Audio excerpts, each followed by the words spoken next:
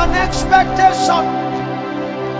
God has a plan to see his expectation met. But the generation must come in alignment. See that? Now, most of our intercession right now for the nation is to achieve extra things. But hear this. The last time I came, I said to us that the throne of our presidency has been vacant. And what that means is that it's possible to have a president without the energies of the throne. The outcome of the primaries may not be as desired. However, God has gone beyond men and the throne has attracted him.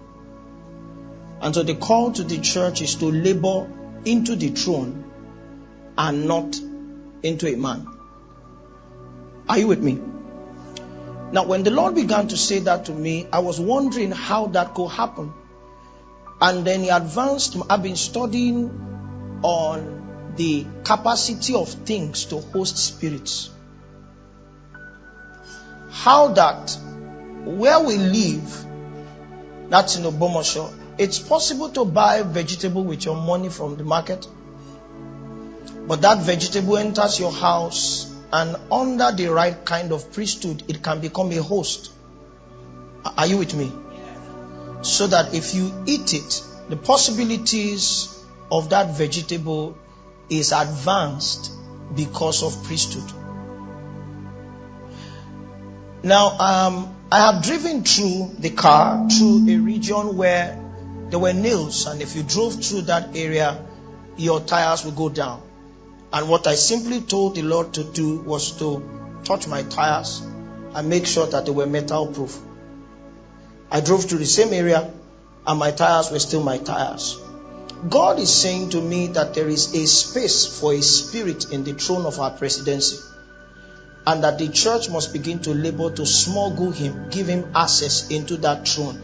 Because if that happens successfully, the throne will begin to operate a mind that is different from the man who sits on it. And God will begin to use the mind of the throne to manipulate the man. That's the technology around Cyrus. So let's not be divided along the lines of men. The throne is superior to the man who sits on it. We have a promise, and God will keep his promise. Secondly, as a message of hope, the Lord also told me that we should be hopeful, because concerning 2023, hear these words. If God didn't send me, I won't say it. Next year will be the year of the David before the David. I'm going to explain. Next year, Nigeria will begin to know peace before she knows peace. And next year, Nigeria will arrive before she arrives. It means that the one that we expect is not the one that will be president next year, but that person who comes in next year will have signs of the one that is to come. It means that the peace that we will experience in this new tenure, I don't know if it's a double one or a single one, will not be the peace that we want, but it will bring relief before the ultimate reign of peace.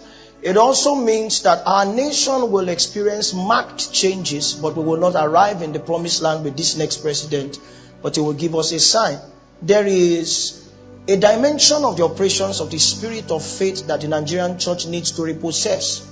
It cannot be possessed right now because it's all hopelessness. But God will begin to show us from 2023 the tokens of his goodness, and it will help us repossess our store of faith to be able to draw down who the next one will be. Don't believe me. Just stay alive. Don't believe me. How many of us have been praying for Nigeria? He has answered us. Uncle, a pastor called me from Ibadan and said to me, he said, Reverend, where do you get faith from for Nigeria? Where do you get faith from? Because we are all hopeless. So show us where you get faith from so that we can also have faith. Now, it's simple in scriptures. Faith comes by hearing. And tonight, God will open some people's ears. You will hear beyond Channels TV. And what you hear will bring rest to your souls. God has an expectation. God has a plan to see his expectation met. But the generation must come in alignment. And we say yes to Jesus.